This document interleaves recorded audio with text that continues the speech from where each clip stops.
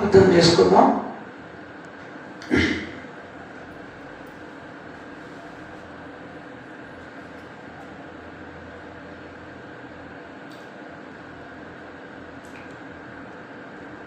ఆకాశమందు ఆసీనుడు అయిన మా తండ్రి,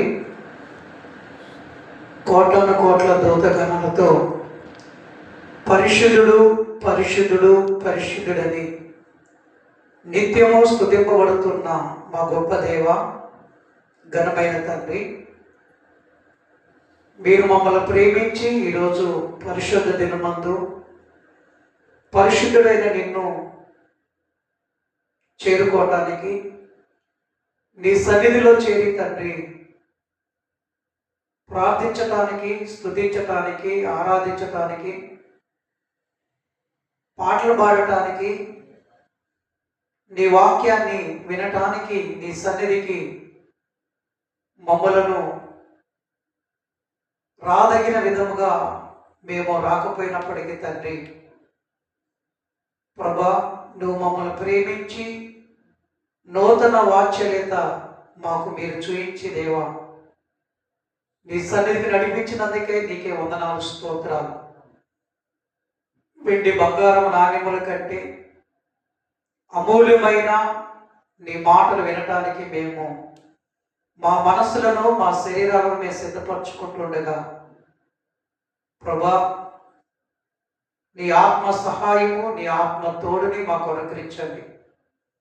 నీ దీనదాసుడిగా, నీ సేవకుడిగా నీ పక్షాన్ని నిలబడి మాట్లాడుతున్న నాకు నీ పరిశుద్ధాత్మ తోడుని, సహాయమును అనుగ్రహించి ప్రభా, ఇక్కడున్న ప్రజలు బాగుగా గ్రహించినట్లుగా ఈ యొక్క లైవ్ ద్వారా ఎంతమంది అయితే వింటున్నారో వారందరికీ వినగలిగే మంచి మనస్సును వారికి అనుగ్రహించి నీ మహిమార్థమై నీవే గొప్పవాడవని, నీ వాక్యం గొప్పదని, నీ దీనదాసుగా నన్ను వాడుకొని బలపరిచి సహాయము చేయమని ఈ ప్రార్థన మా దేవుడు, మా రక్షకుడైన ప్రభువైన యేసు నామాన్ని బట్టి ప్రార్థించి నీ వాక్యాన్ని ప్రారంభిస్తున్నాము తండ్రి, ఆమేన్.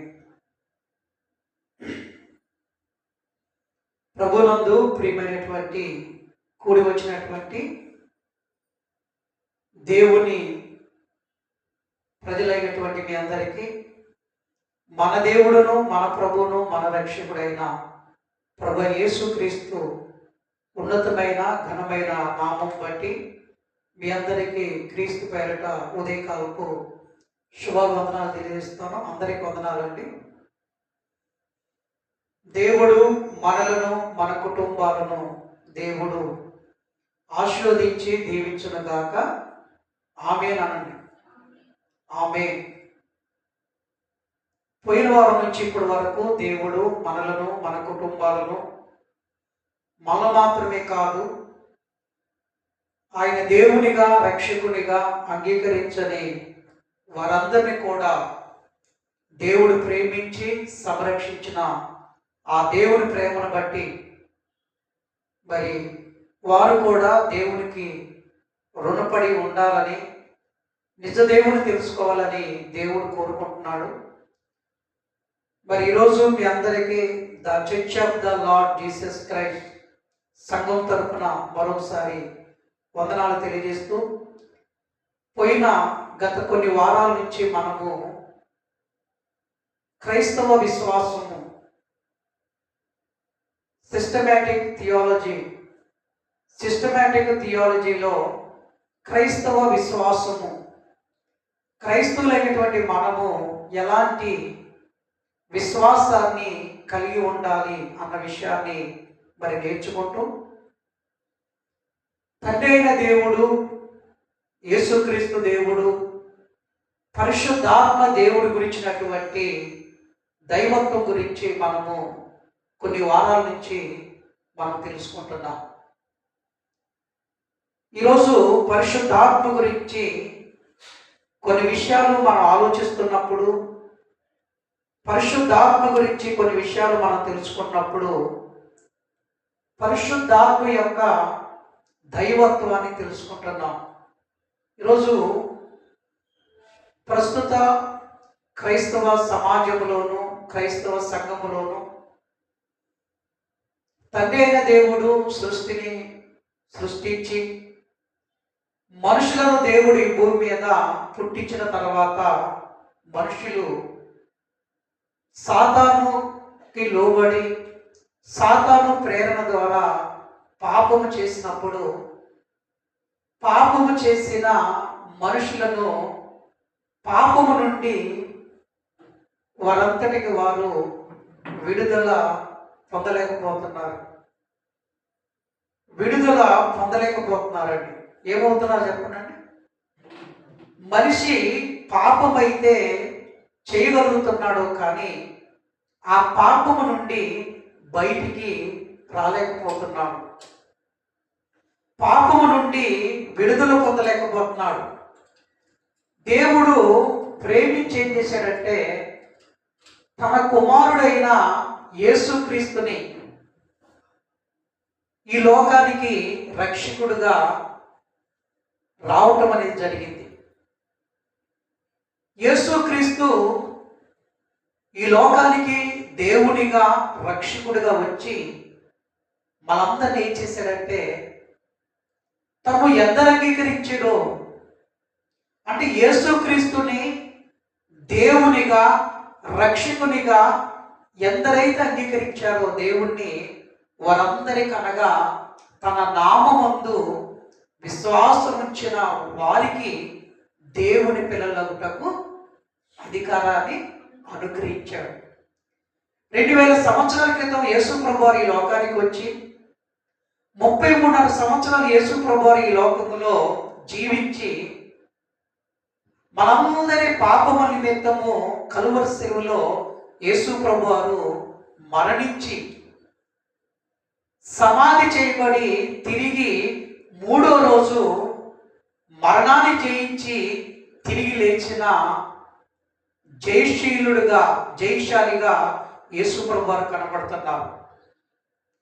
మరి యేసు ప్రభువారు మరణించి తిరిగి లేచిన తర్వాత 40 దినాలు ఆగపడుచు, ఎన్ని దినాలండి? 40 దినాలు కనపడ్డాడు. అంటే దేవుడు మరణించి తిరిగి లేవలేదు అన్న సత్యాన్ని అసత్యముగా మార్చడానికి ఎన్నో ప్రయత్నాలు చేశారు. యేసు ప్రభువారు ఆదివారం తెల్లవారుచుండగా యేసు ప్రభువారు మరి ఆయన శుక్రవారం మధ్యాహ్నం 3 గంటలకి సమాధి చేయబడ్డాడు. అప్పుడు కొంతమందిని మరి ఆనాటి మత నాయకులు, మత పెద్దలు, ధర్మశాస్త్రోపదేశకులు రాజు దగ్గరికి వచ్చి వాళ్ళు ఏమంటారంటే యేసు ప్రభువారు బ్రతికున్నప్పుడు, నేను ఈ మాట మాట్లాడుతున్నాను కానీ ఆ వంచకుడు అని ఎవరంటామండి? ఆ వంచకుడు బ్రతికున్నప్పుడు నేను చనిపోయినా తిరిగి 3వ రోజు లేస్తానని చెప్పాడు. కాబట్టి ఆయన సమాధిని ఏం చేయమంటున్నారంటే, ఒకసారి పరిశుద్ధ గ్రంథంలోకి వెళ్ళి మనం చూడగలిగితే యేసు ప్రభువారి యొక్క మరి ఆయన చనిపోయి తిరిగి లేచిన తర్వాత వారు ఏమని మాట్లాడుతున్నారంటే, ఆ వంశకుడు బ్రతికి ఉన్నప్పుడు తిరిగి లేస్తానని చెప్పాడు కాబట్టి ఆయన సమాధిని భద్రము చేయమని ఆజ్ఞాపించినట్లుగా పరిశుద్ధ గ్రంథంలో మనం చూస్తున్నాం. ఈ మాటలు మనం జాగ్రత్తగా ఆలోచించగలిగితే మరి ఆయన సమాధిని ఏం చేయమంటున్నాడండి? 27వ అధ్యాయము 63వ వచనం చూద్దాం. అయ్యా ఆ వంచకుడు సజీవుడై ఉన్నప్పుడు 3 దినములైన తర్వాత నేను లేచినని చెప్పినది మాకు జ్ఞాపకం ఉన్నది. ఎవరి దగ్గరికి వెళ్ళారండి? ఎవరి దగ్గరికి వెళ్ళారు? మనము చూడగలిగితే వారు ఎవరితో మాట్లాడుతున్నారంటే 62 62 వచ్చినట్టు మనం చూద్దాం. మరునాడు అనగా సిద్ధపరచు దినమున మరుసట దినమును ప్రధాన యాజకులను పరిచయులను పిలాతు వద్దకు కూడి వచ్చి, ఎవరి దగ్గరికి వచ్చారు? పిలాతు దగ్గర కూడి వచ్చారు. యేసు ప్రభువారిని సమాధి చేశారు కదండి. యేసు ప్రభువారిని సమాధి చేసినప్పుడు ఆయన బ్రతికున్నప్పుడు ఏం చెప్పాడంటే, ఇదిగో నన్ను చంపిన నా అంతటికి నేనే ప్రాణం పెట్టడానికి వచ్చాను, నేను చనిపోతాను, తిరిగి మూడో రోజు తిరిగి లేస్తానని చెప్పాడు. కాబట్టి అందుకే అన్నాడంటే 62 వచ్చిన మరునాడు అనగా సిద్ధపరచు దినమునకు మరుసట దినమున సిద్ధపరచు దినమునకు మరుసట దినమున ప్రధాన యాజకులను పరిచయులను పిలాతు వద్ద కూడి వచ్చి, అయ్యా ఆ వంచకుడు సజీవుడై ఉన్నప్పుడు 3 దినములైన తర్వాత నేను లేచేదనని చెప్పినది మాకు జ్ఞాపకం ఉన్నది. కాబట్టి మూడో దినం వరకు నేను చదువుతున్నాను. సమాధిని భద్రం చేయని ఆజ్ఞాపించినని వారి శిష్యులు వచ్చి వారు ఎత్తుకొని పోయి ఆయన మృతుల నుండి లేచినని ప్రజలతో చెప్పురేమో. అప్పుడు మొదట వంచన కంటే కడపడ వంచన మరీ చెడ్డదై ఉందని చెప్పిరి. అప్పుడు అందుకు పిలాతు కావల వారు ఉన్నారు కదా, ఎంతో మంది సైనికులు ఉన్నారు, ఎంత మందినైనా మీరు తీసుకెళ్ళి మీరు వెళ్ళి మీ చేతనైనంతకు సమాధిని భద్రం చేయడని వారితో చెప్పాను. వారు వెళ్ళి కావల వారి కూడి ఉంచుకొనిన రాతి ముద్ర వేసి సమాధిని భద్రము చేసిరి. ఏం చేశారండి? యేసు ప్రభువు తిరిగి లేస్తాడని ఆయన లేకపోకుండా ఆయన యొక్క సమాధికి ఏం చేశారంటే సీలేసేసారు. ఏం చేశారు? సీలేసి భద్రం చేశారండి. ఎంత భద్రపరిచారంటే మనం గమనించగలిగితే చాలా భద్రపరిచారు. ఎంత భద్రపరిచినా ఆదివారం తెల్లవారు చూడ ఏమైపోయాడు? యేసు ప్రభువారు తిరిగి లేచారు. లేచిన తర్వాత ఏం జరిగిందో ఒక మాట మనం చూడగలిగితే 28వ అధ్యాయము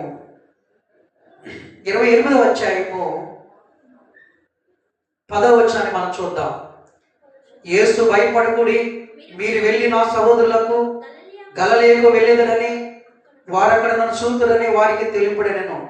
వారు వెళ్ళుచుండగా కావలి వారు కొందరు పట్టణంలోకి వచ్చి జరిగిన సంగతులన్నింటినీ ప్రధాన యాజకులతో చెప్పిరి.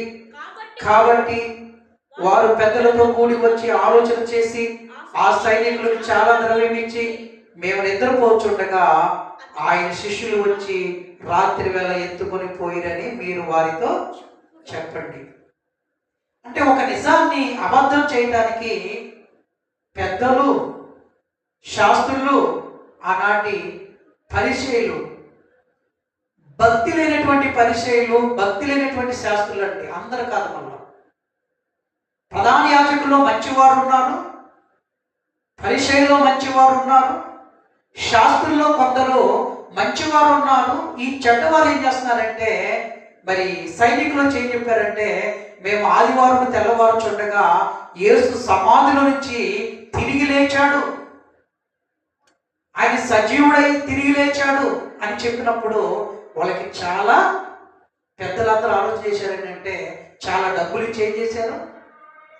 మేము నిద్రపోచుండగా ఆయన శిష్యులు వచ్చి ఎవరి నిద్రపోయే వారికి, అందుకే పెద్దలు ఒక మాట అంటారండి, అబద్ధం ఆడినా అతికినట్టుగా ఉండాలి, ఇంకా అబద్ధం ఆడినా గోడ కట్టినట్టు ఉండే కంటే దడి కట్టినట్టుగా ఉండాలంట. కానీ ఇక్కడ ఒక ప్రశ్న అండి, నిద్రపోతున్నప్పుడు బాగా గమనించాలి, నిద్రపోతున్నప్పుడు కాబట్టి నిద్రపోయే వారికి ఆయన శిష్యులు వచ్చి ఎత్తుకొని పోయారని ఎలా తెలుసు? వీళ్ళు ఎలా అబద్ధం ఆడుతున్నారు చూడండి. ఏం చెబుతున్నారంట? యేసు ప్రభువు మరి తిరిగి లేచిన తర్వాత శాస్త్రులు, పరిచయులు, పెద్దలు ఆలోచన చేసిందంటే శిష్యులకు అక్కడున్న సైనికులు ఏం చేశారంట? చాలా ద్రవ్యం ఇచ్చారంట అండి, లక్షలు ఇచ్చారు. ఏం చెప్పమని? అక్కడ 12వ వచనం చూడండి. కాబట్టి వారు పెద్దలతో కూడా వచ్చి ఆలోచన చేసి ఆ సైనికులకు చాలా ద్రవ్యం ఇచ్చి మేము నిద్రపోవచ్చుండగా అతని శిష్యులు రాత్రి వేళ వచ్చి అతను ఎత్తుకొని పోరని మీరు చెప్పి, ఇది అధిపతి చెవిన పడిన ఎడలా మేము అతను సమ్మతపరిచి మీకేమీ తొందరపడకుండా చేద్దామని చెప్పాను. అప్పుడు వారు ఆ ద్రవ్యము తీసుకొని తమకు బోధింపబడిన ప్రకారం చేసి ఈ మాట యూదుల్లో వ్యాపించి నేటి వరకు ప్రసిద్ధమైంది. ఏమండి, సత్యం అనేది గడప దాటక మునిపే, అసత్యం అనేది ఏంటంట ప్రపంచాన్ని చుట్టేసి వస్తుంటాడు. అంటే వీళ్ళకి ఏం చేస్తున్నారు? చాలా డబ్బులు ఇచ్చారు. దేనికి డబ్బులు ఇచ్చారు? యేసు ప్రభువు యొక్క మృతుల పునరుద్ధానము అబద్ధమని, ఆయన తిరిగి లేవలేదని చెప్పడానికి చాలా డబ్బులు ఇచ్చి వాళ్ళకి బోధింపు ప్రకారం అబద్ధం ఆడతారు. మీరు ఎప్పుడైనా కోర్టు దగ్గరికి వెళ్తే కోర్టు బయట అబద్ధ సాక్షులు ఉంటారండి. ఉండి ఏమంటారు? ఏమంటే మేము చాలా ఎక్స్పీరియన్స్ అండి, మేము అబద్ధం ఆడతాము. అబద్ధం ఆడేందుకు వాళ్ళకి ఎంతో 1000 ఎంతో 500 ఇస్తుంటారండి. అబద్ధం ఆడుతుంటారు. అబద్ధం ఆడేటప్పుడు కూడా ఎలా అబద్ధం ఆడుతున్నారంట? మేము నిద్రపోవచ్చుండగా. ఇక్కడ ఒక ప్రశ్న, మీరు నిద్రపోతున్నప్పుడు ఆనందరావు వచ్చారని ఎలా తెలుసు? మేము వెలుగుతో ఉన్నామండి, ఆనందరావు వచ్చాడు, లేకపోతే మేము వెలుగుతో ఉన్నామండి, యేసు ప్రభువు శిష్యులు ఎత్తుకొని పోయారు, మమ్మల్ని కొట్టిపోయారు, సమాధితో తీసుకొని పోయారంటే బాగుంటుంది. కానీ ఇక్కడ ఎలా అంటున్నాడంట? మేము నిద్రపోవచ్చుండగా. నిద్రపోయేవాడికి ఎలా తెలుసు కదండి? ఎందుకు ఈ విషయం చెబుతున్నానంటే, యేసు ప్రభువు చనిపోయి తిరిగి లేచిన తర్వాత ఆయన 40 దినాలు ఎక్కడున్నాడు? భూమి మీద ఉండి తను సజీవుడిగా వారికి కనపరుచుకొని పోయాడంటే, ఇప్పుడు క్రైస్తవ్యానికి గుండె లాంటిది ఏంటిదో తెలుసండి? యేసుక్రీస్తు మృతుల పునరుద్ధానం. ఆయన తిరిగి లేచాడు. ఎందుకు? ఈరోజు ప్రపంచంలో ఆదాము మొదలుకొని ఈరోజు ప్రపంచంలో మనుషుల చేత దేవుళ్ళుగా, మనుషుల చేత దేవతలుగా, రాజులుగా, గొప్పవారుగా, ధనవంతులుగా పుట్టిన ప్రతి ఒక్కరూ చచ్చిపోయి వారి చరిత్ర సమాధి దగ్గరే ఆగిపోయింది. కానీ ప్రపంచంలో ఒకే ఒక యేసు ప్రభువు మాత్రమే మరణించి తిరిగి లేచాడు. ఈ మాట ఒకసారి సుమారు 20 సంవత్సరాల క్రితం ఈ మాట నేను చెబితే, ఒక హైదరాబాదు హైకోర్టులో ఉన్నటువంటి క్రిమినల్ లాయర్కి ఈ మాట ఆయన చెవిన పడగానే నచ్చలేదు. ఏ మాట? ప్రపంచంలో ఎంతో మందిని దేవుళ్ళుగా, దేవతలుగా పిలువబడిన వారు ఉన్నారు, కానీ చనిపోయి సమాధి వరకే వారి చరిత్ర ఉంది. కానీ సమాధి చేయించి తిరిగి లేచిన ఒకే ఒక్కడు జయశాలి ప్రభు అయిన యేసుక్రీస్తు ప్రభువారనే మాట మైకులోకి వెళ్ళిపోయిన తర్వాత అది చెవిన పడగానే ఆయన ఏమైపోయాడండి? తట్టుకోలేదండి. ఏం చేశాడు? తట్టుకోరా.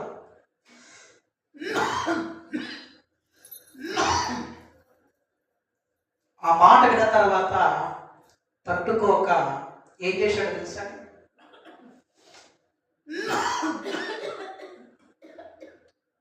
ఆ రాత్రి నా దగ్గరికి వచ్చి, గణపవరంలో సేవ చేస్తున్నాను, కాలనీలో ఉన్నటువంటి పెద్దల దగ్గరికి వచ్చి, మీ పాస్టర్ గారికి నేను సహాయం చేయాలనుకున్నానని ఒక మారుతి కారులో నన్ను తీసుకెళ్ళి మరి ఒక స్కూల్ దగ్గర చెట్టు కట్టేసి కొట్టి తుపాకీ కూడా తీశాడు. నేను చంపేస్తాను. అప్పుడు నేను ఒక మాట అన్నాను, ప్రభు కొరకు నేను చావటానికి సిద్ధముగా ఉన్నాను. తర్వాత కొన్ని దెబ్బలు కొట్టిన తర్వాత మరి ఎక్కువ దెబ్బలు కొడితే ఆయన చనిపోతాడు అన్నప్పుడు ఇక నేను ఇంటికి వచ్చాను. ఇక రాత్రి అంతా దేవుడు ఏం చేశాడంటే, అతనికి నిద్ర పట్టలేదు.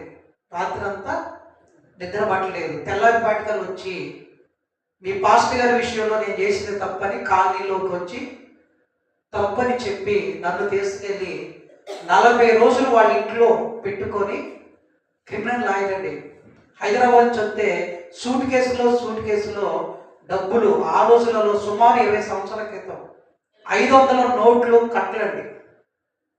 500 నోట్లు కట్టలు పట్టుకొని వచ్చేవాడండి. అతను రాత్రి దేవుడు నిద్ర పట్టనే లేదు. తెల్లారి పాటికల్లా వచ్చి నేను తప్పు చేశానని నన్ను తీసుకెళ్ళి ఆ రూమ్లో వచ్చి నన్ను తీసుకెళ్ళి తన ఇంట్లో పెట్టుకొని 40 రోజులు నాకు భోజనం వండి పెట్టాడండి.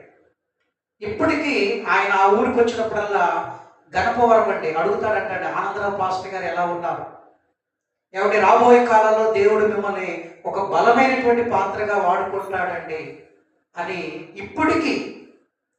అంటే ఎందుకు ఈ విషయం చెబుతున్నానంటే ఆ మాట అతనికి నచ్చలేదు. ఎందుకు నచ్చలేదు? ఎవరి చరిత్ర అయినా చూడండి, ప్రపంచంలో ఎవరి చరిత్ర అయినా చూడండి, పుట్టాడు చనిపోయాడు అంతవరకే ఉంటుంది. కానీ ప్రపంచంలో తిరిగి లేచినటువంటి ఒకే ఒక వ్యక్తి ఆయనే ప్రభు అయిన యేసు ప్రభు వారు. ఆయన తిరిగి లేచాడన్న ఆ సత్యాన్ని అసత్యంగా మార్చడానికి ఎన్ని ప్రయత్నాలు చేశారంటే అన్ని ప్రయత్నాలు చేసినప్పుడు ఎందుకు ఈ మాట చెప్పవలసి వస్తుందంటే ఒక మాట మనం చూడగలిగితే అపోస్తలుల కార్యము 1వ అధ్యాయము అపోస్తలుల కార్యము 1వ అధ్యాయము ఆయన 40 దినాలు వారికి అగపడుచు 1వ అధ్యాయము 9వ వచనం చూద్దామండి. ఈ మాటలు చెప్పి వారు చూచుచుండగా ఆయన ఆరోహణమాయను, కనబడకుండా ఒక మేఘము ఆయనను కొనిపోయిను. ఆయన వెళ్ళుచుండగా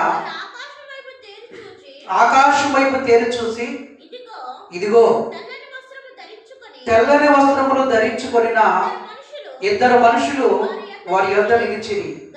గలిలయ మనుషులారా, మీరెందుకు నిలిచి ఆకాశం వైపు చూస్తున్నారు? మీ యొద్ద నుండి పరలోకమునకు చేర్చుకోబడిన ఈ యేసే ఏ రీతిగా పరలోకమునకు వెళ్ళుట మీరు చూచుదరో ఆ రీతిగానే ఆయన తిరిగి వచ్చునని వారితో చెప్పిరి. యేసు ప్రభువు చనిపోయి తిరిగి లేచిన తర్వాత ఆయన ఎలాగైతే పరలోకానికి వెళుతున్నారో మళ్ళా తిరిగి ఆయన ఆ విధంగా మరి తిరిగి వస్తాడు.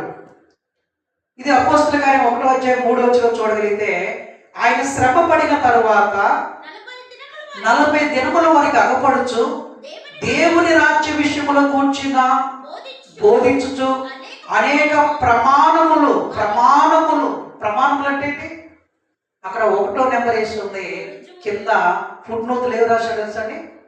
ప్రమాణములు అనగా రుజువులు, ఎవిడెన్స్. ఎన్ని రుజువులు చూపించాడు? ఎవరు చూపించాడో చూపించలేదా? యేసు ప్రభువు చనిపోయి తిరిగి లేచిన తర్వాత మగ్దలేని మరియా, వేరే ఒక మరియా, కొంతమంది సమాధికి వచ్చి దగ్గరికి వచ్చి మొట్టమొదటి యేసు ప్రభువు చనిపోయి తిరిగి లేచిన తర్వాత ఎవరు కనపడ్డారు? శిష్యులు కనపడలేదు, ముందు స్త్రీలు కనపడ్డారు. వారు వెళ్ళి చెప్పినప్పుడు పేతురు గారు ఏం చేశాడు? నమ్మక శిష్యులు సమాధి దగ్గరికి వెళ్ళి చూశారు. ఒకసారి యేసు ప్రభు వారు ఇంట్లో ఉన్నప్పుడు ప్రత్యక్షమైతే 11 మంది శిష్యులు ఉంటారు, తోమా ఉండడు. ఈ 11 మందిని యేసు ప్రభు తిరిగి లేచాడు, ఇదిగో మాకు కనపడ్డాడు అని చెప్పినప్పుడు తోమా ఏమంటాడు?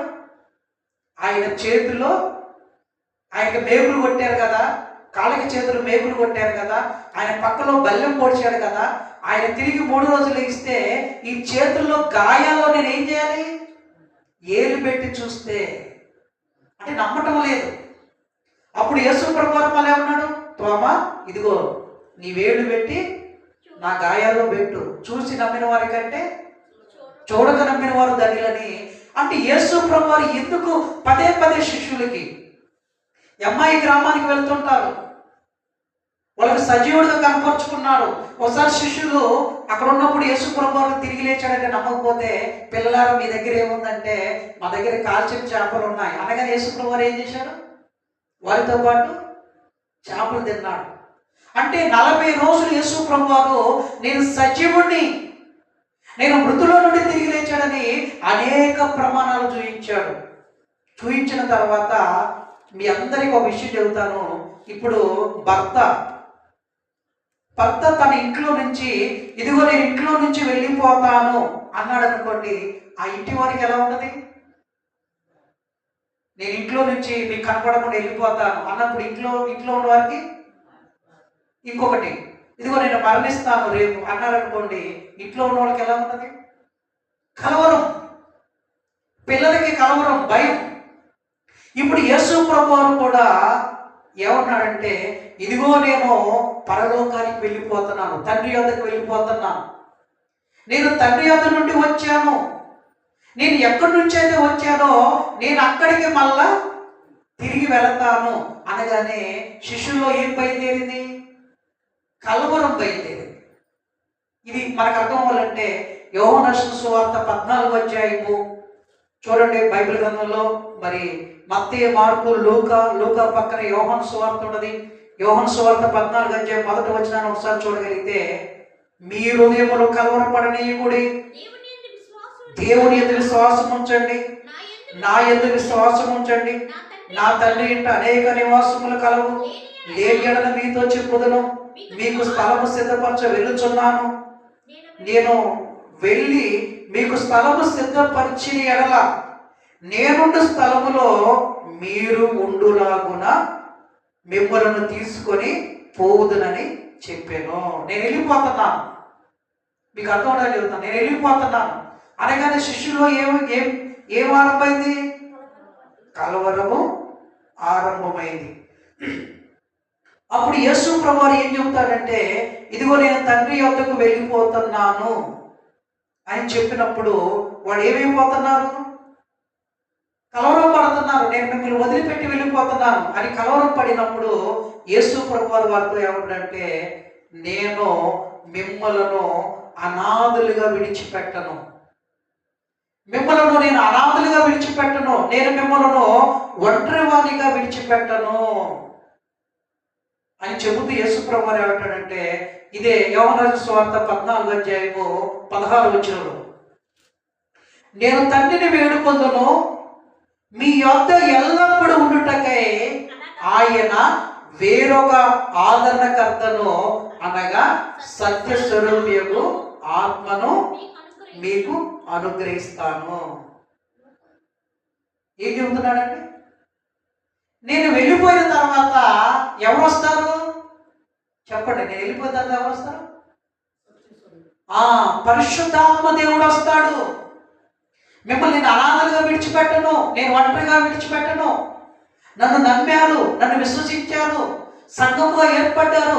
సంఘముగా ఉన్న మీరు ఒంటరి వారు కాదు. మీ యొద్ద ఎల్లప్పుడూ ఉండటకు అనగా సత్యస్వరూపకు ఆత్మను మీ యొద్దకు పంపుదును. ఆయన పేరు ఏ పేరు? ఆదరణకర్త. ఆదరణకర్త అంటే ఏంటి?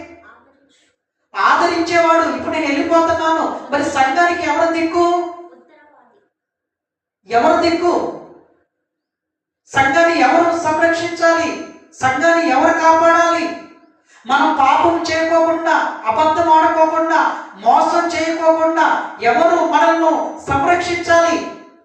అప్పుడు యేసు ప్రభువు అన్నాడు, నేను వెళ్ళిన తర్వాత మీకొక వేరొక ఆదరణకర్త పరిశుద్ధాత్మ దేవుడిని మీ వద్దకు పంపిస్తాను. ఆయన ఎప్పుడు ఉంటాడండి? పరిశుద్ధాత్ముడు ఎప్పుడు ఉంటాడండి? ఆయన ఎల్లప్పుడూ ఉంటాడు. అప్పుడప్పుడు రాడు పరిశుద్ధాత్ముడు, ఎల్లప్పుడూ పరిశుద్ధాత్ముడు ఉంటాడు. ఎందుకు ఇంత విషయము ఇప్పటికి నేను అరగంట సేపు దీని గురించి చెప్పవలసి వచ్చింది. దేని గురించి చెప్పాను?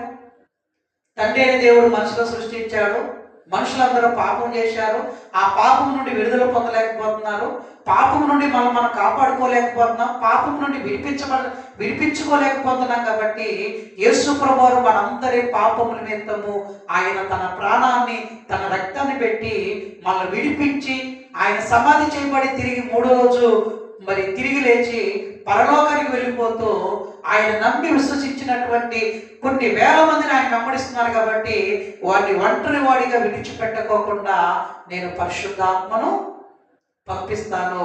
ఈ పరిశుద్ధాత్ముడు ఎవరండి? అందుకే మొన్న ఒక విషయాన్ని కొన్ని వారాల నుంచి నేర్చుకుంటున్నాం. ఏంటది? పరిశుద్ధాత్మ శాస్త్రం అని ఒకటి నేర్చుకుంటున్నాం. పోయిన వారం ఏం నేర్చుకున్నాం అంటే పరిశుద్ధాత్మ దైవత్వం. ఇప్పుడు ఏమన్నారు తెలుసా అండి? తండ్రి ఒక్కడే దేవుడు, యేసుక్రీస్తు దేవుడు కాదు.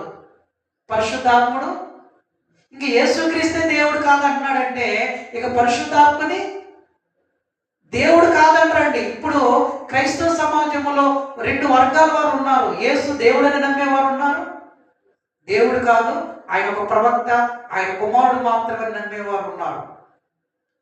మరి తండ్రి అయిన దేవుడు దేవుడే, యేసుక్రీస్తు దేవుడే, పరిశుద్ధాత్ముడు దేవుడే. వీళ్ళు ముగ్గురు ఉన్నారు. యేసుక్రీస్తు పుట్టినవాడు కాదండి. 2000 సంవత్సరాల క్రితం పుట్టక మునిపే ఆయన ఎక్కడున్నాడు? పరలోకములో ఉన్నాడు. పరలోకము నుండి అంటే మరియ గర్భములో పుట్టాడు కాబట్టి ఈయన 2000 సంవత్సరాల క్రితమే. ఈరోజు చాలా మందిని క్రీస్తు ఎరగని క్రైస్తవ వేతలు ఏమంటారు తెలుసా అండి? నిన్నగాక మొన్న వచ్చాడని మీ యేసు ప్రభు వారు 2000 సంవత్సరాల క్రితం నిన్నగాక మొన్న వచ్చినోడు మరి ఆయన కంటే ముందున్నవాడు. అసలుకి యేసు ప్రభు వారు ఎవరో కూడా మనము ఈ సమాజానికి చెప్పాలి. ఎవరండి యేసు ప్రభు వారు? ఒకసారి యోహాను రాసిన సువార్త 1వ అధ్యాయం 1వ వచనం చూడండి. కంఠతో చేస్తామండి, దాన్ని కరెక్ట్గా సమాజానికి బోధించాలి. చూడండి, చదువు రవి. ఆది యందు వాక్యం ఉండెను, వాక్యము దేవుని యొద్ద ఉండెను. ఆ వాక్యము, వాక్యం అంటే ఎవరు? 14 వచనం చదువు. ఆ వాక్యమే 1:14. ఆ వాక్యమే శరీరధారై కృపా సత్య సంపూర్ణిగా 2000 సంవత్సరాల క్రితం మన మధ్య నివసించాడు. ఆది యందు ఏముంది? వాక్యం ఉంది. వాక్యం అనే దగ్గర యేసు పెట్టి చదివితే ఆది యందు యేసు ఉండెను, యేసు దేవుడి యొద్ద ఉండెను, యేసు దేవుడే ఉండెను. ఇంకొక 3 వచనం ఎంత బాగుంటుందో. 3 వచనం కలిగి ఉన్నది ఏదియు యేసు లేకుండా. కలిగి ఉన్నది అంటే ఏంటి చెప్పండి? కలిగి ఉన్నది అంటే ఏంటి? భూమి, ఆకాశము, ఆకాశంలో ఉన్న సూర్య చంద్ర నక్షత్రాలు. ఇంకా సైన్స్ ప్రకారం మాట్లాడాలంటే కనపడంది 90%, కనపడేది 10%. ఈ అన్ని కలిగించింది ఎవరు? యేసు ప్రభు వారు. మరి ఎప్పుడు పుట్టాడు? 2000 సంవత్సరాల క్రితం పుట్టాడా? అంటే యోహాను గారు యేసు ప్రభు యొక్క దైవత్వం గురించి మాట్లాడుతున్నాడు.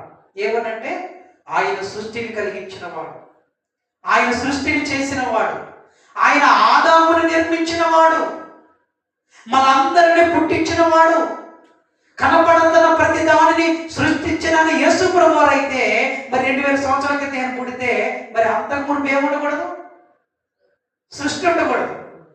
మరి సృష్టి కలిగించింది ఎవరు అంటే 2000 సంవత్సరాల క్రితం మరియ గర్భములో మానవ రూపిగా వచ్చాడు. కానీ ఆయన రాక మునిపే ఆయన దేవుడిగా, సృష్టికర్తగా ప్రారంభములో ఉన్నాడు.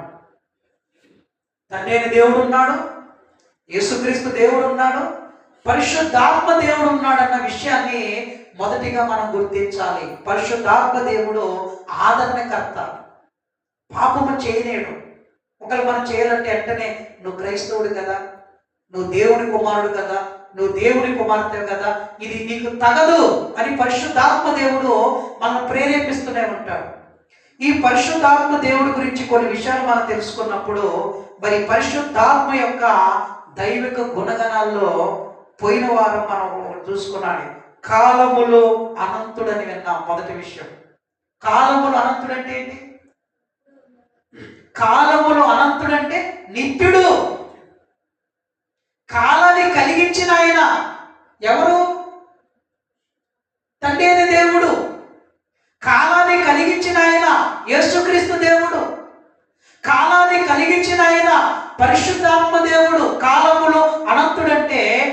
నిత్యుడు. అందుకే ఆయన గురించి మనము ఎప్పుడు 9వ అధ్యాయం 14 వచ్చిన నిత్యుడకు ఆత్మ ద్వారా ఎల్లప్పుడూ ఉంటాడు. ఇప్పుడు పరిశుద్ధాత్మ మనలో ఉన్నాడా లేడా? ఉన్నాడండి. మనతో ఉండడానికి వచ్చాడు. యేసు ప్రభువు కూడా చెప్పాడు, ఎవడైనా నా మాట గైకొని ఎడల నేను నా తండ్రి పరిశుద్ధాత్మ దేవుడు అతని యొద్దకు వచ్చి అతనితో కలిసి భోజనం చేస్తాం. భోజనం చేయటమే కాదు, అతనితో మేము అతనిలో ఉంటాము. ఎవడు ఎమ్మెల్యే గారు వచ్చి ఈరోజు మనకు ఫోన్ చేసి, ఎమ్మెల్యే గారు మీతో కలిసి భోజనం చేస్తానంటే మనం ఏం చేస్తామండి? ఎంత సంతోషపడి అప్పు చేసేనా ఎమ్మెల్యే గారికి భోజనం పెట్టాలి కానీ ఎన్ని ఐటమ్స్ పెడతాం. కానీ సర్వ సృష్టికర్త అయిన దేవుడు, నువ్వు నా మాట వింటే, నువ్వు నన్ను స్వీకరిస్తే నేను నీతో ఉంటాను. నిజంగా ఆయన మనతో ఉంటే, అందుకే ఇశ్రాయేలు ప్రజలు ఏమంటే, అరణ్యములో ఇన్ని లక్షల మందికి ఆహారము పెట్టగలడా అని దేవుడు ప్రశ్నించాడండి. అప్పుడు దేవుడు ఏం చేశాడండి? ఆకాశం నుంచి మన్నా కురిపించి, ఆకాశం నుంచి పూరేళ్ళు కురిపించి, వాళ్ళు తిన్న తర్వాత నోట్లో పళ్ళలో ఇరుక్కున్నది మళ్ళీ దాన్ని ఏమంటారండి? పళ్ళలో ఇరుక్కున్నది అలాగైపోతుంది. కుళ్ళిపోక మునిపే దేవుడు ఏం చేశాడు? ఇశ్రాయేలు ప్రజల్ని చంపేశాడు. తిన్నంత పెట్టాడు. ఆయనకు అసాధ్యమా? ఇప్పుడు కాలములు అనంతుడంటే నిత్యుడు. ఇది దైవ లక్షణం అని మనం తెలుసుకున్నాం. జ్ఞానములు అనంతుడు. పరిశుద్ధాత్ముడు ఎవరండి? సర్వజ్ఞాని. ఆయనకు అన్ని తెలుసు. మరి పోయిన వారం మీరు రాలేదు కాబట్టి ఆయన గురించి కొన్ని మాటలు మనం చూడగలిగితే, ఆయనకు అన్నీ తెలుసండి. మనకేం తెలుసు చెప్పండి? మనకేం తెలుసు అండి? జరిగింది తెలుసు. ఇప్పుడు 5 నిమిషాలు ఏం జరిగిందో తెలియదు, ఇంకేం జరగబోతుందో తెలియదు. మనకి మనుషులు కాబట్టి జరిగిందే తెలుసు. ఇంకొక నిమిషంలో ఏం జరుగుతుందో నాకు కూడా తెలియదండి. మరి దేవుడికి జరిగింది తెలుసు, జరుగుతున్నది తెలుసు, జరగబోయేది తెలుసు. దీని ఏమంటాడంటే భూత వర్తమాన భవిష్యత్తు కాలాలు, present tense, past tense, future tense అంటారండి. అన్ని తెలుసు. సర్వజ్ఞాని. దేవునికి తెలియదు ఏది లేదు. నీ నోటికి మాట రాకమునిపే, ఇంకా నువ్వు ఏమి ఆలోచించబోతున్నావో అది రాకమునిపే దేవునికి తెలుసండి.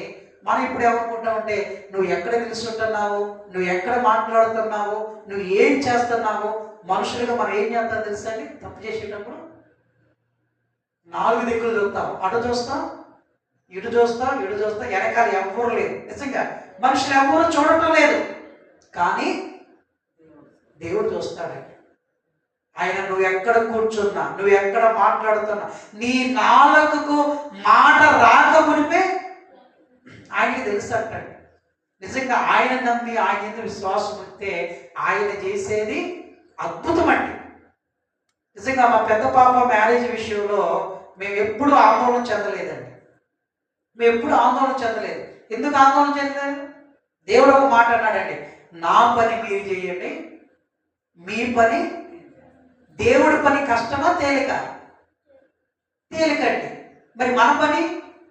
అందుకే లోకములో పెద్దలు ఒక మాట అంటారండి, సామెత. అది కష్టమైనవి అని చెప్పడానికి 2 అంటండి. ఏంటది చెప్పండి? 2 ఏంటండి? 2 ఇల్లు కట్టి చూడు, పెళ్లి చేసి చూడు. ఈ 2 కష్టమేనంటండి. కానీ దేవుడు 2022లో మేము ఈ ప్రాంతానికి వచ్చిన తర్వాత దేవుడు ఏం చేశాడు? మీరు నమ్ముతారో నమ్మరండి, మా ఇంటిని నిర్మించిన తర్వాత పైన దేవుడి మందిరం వేయాలనుకున్నప్పుడు మరి దేవుడి మందిరం వేయటానికి మరి కొంత డబ్బు అవసరం కాబట్టి నేనేం చేశానంటే, కొంతమంది ఏమన్నారంటే, ఆంధ్రరావు గారు మీరు ఇన్ని సంవత్సరాలు సేవ చేశారు కదండి, మీ పోలపల్లి ప్రాంతంలో కూడా ఈరోజు క్రైస్ట్ చర్చి విజయరావు గారి సంఘం ఉందంటే అది నేనే. యాదాల పుల్లయ్య గారు మేము వచ్చి పిడి సుందరరావు గారి యొక్క తెరబొమ్మ వేసి పోలపల్లిలో విజయరాజు గారు ఆర్ఎంపీ డాక్టర్ గారు ఆయన సంఘం ఉంది. పేతురు పక్కనున్న ఊరు, పేతురు పెంగించుబోటి చెప్తారు. పెనగించుకూళ్ళలో సంఘం, ఇవన్నీ నేను ప్రారంభించినవి. పెనగించుకూళ్ళలో పెద్ద చర్చి ఉంది. బెనర్జీ గారు దంపతులు ఇంజనీర్ గారు పెద్ద మందిరాన్ని కట్టారు.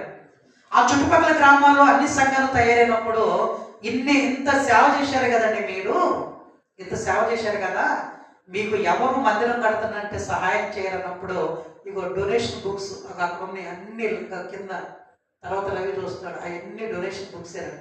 ఇది కట్టేటప్పుడు డొనేషన్ బుక్స్ తీసుకొని వస్తే మా పాస్టమ్ గారు పెద్ద పాప చిన్న పాప ఏమన్నారు తెలుసా, ఇల్లు కట్టేటప్పుడు మన కోసం కొన్ని లక్షలు పెట్టి కట్టుకున్నాము, అందంగా కట్టుకున్నాము, దేవుని మందిరం కట్టేటప్పుడు దేవుని మందిరం కడుతున్నామని చేయి జాసి అడగొద్దు, మన దగ్గర ఉన్న డబ్బులతోనే దేవుని మందిరం కూడా కడదామని డొనేషన్ బుక్స్ వేసామంటే అక్కడ ఉంది. ఫస్ట్ బుక్ నుంచి డొనేషన్ అడగలేదండి. అడగకుండా దేవుడు ఏం చేశాడు, ఏది తక్కువ కాకుండా కట్టాము. ఎందుకు కట్టాము తెలుసా అండి, మేము ఆరాధించాలి, మాతో పాటు జగనన్న కాలనీలో ఉన్నవాడు కూడా మరి ఒక రక్షణ వాడని సిద్ధపడతాము. వాడని సిద్ధపరిస్తే ఆ వాడలోకి ఎవరైనా. కానీ ఈరోజు సంఘాలు ఎలా ఉంటాయని చెప్పండి. పాస్టర్ గారు ఆ ఊరికి వస్తాడు, కష్టపడతాడు, 10 మందిని 20 మందిని స్టార్ట్ చేసిన తర్వాత అమ్మ మనకు ఒక స్థలం కావాలని స్థలం కొనుక్కుంటారు, మందిరం కావాలని కట్టుకుంటారండి. దాన్ని నేను తప్పుపట్టడం లేదు. కానీ దేవుడు మా విషయంలో ఏం చేశాడంటే, నిజంగా ఎవరిని అడక్కోకుండానే ఇంత మందిరాన్ని దేవుడు ఎవరు వచ్చినా కూడా చక్కగా ఉంది.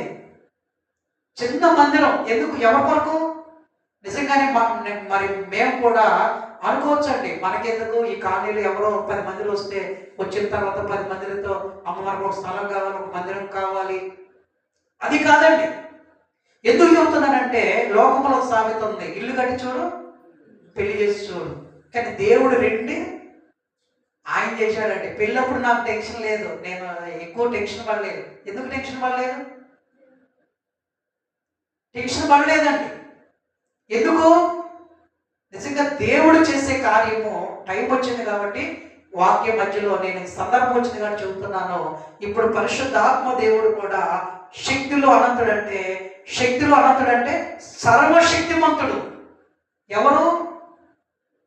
పరిశుద్ధాత్మ దేవుడు సర్వశక్తిమంతుడు. సర్వశక్తిమంతుడు ఏంటి? ఆయనకి అసాధ్యమైనది ఏదీ లేదండి. నువ్వు అడగాలి. ఎప్పుడు అడగాలి? నువ్వు ఆయనకి ఇష్టడుగా ఉండి అడగాలి. మనకి ఇష్టమైన పిల్లలు ఏది అడిగినా మనం ఏం చేద్దాం, అది కష్టమైనా కూడా మనం దేవునికి ఇష్టడుగా ఉండటం నేర్చుకోవాలి. దావీదు గారు ఏం చేశాడు చెప్పండి. గొర్రెలు కాసుకునే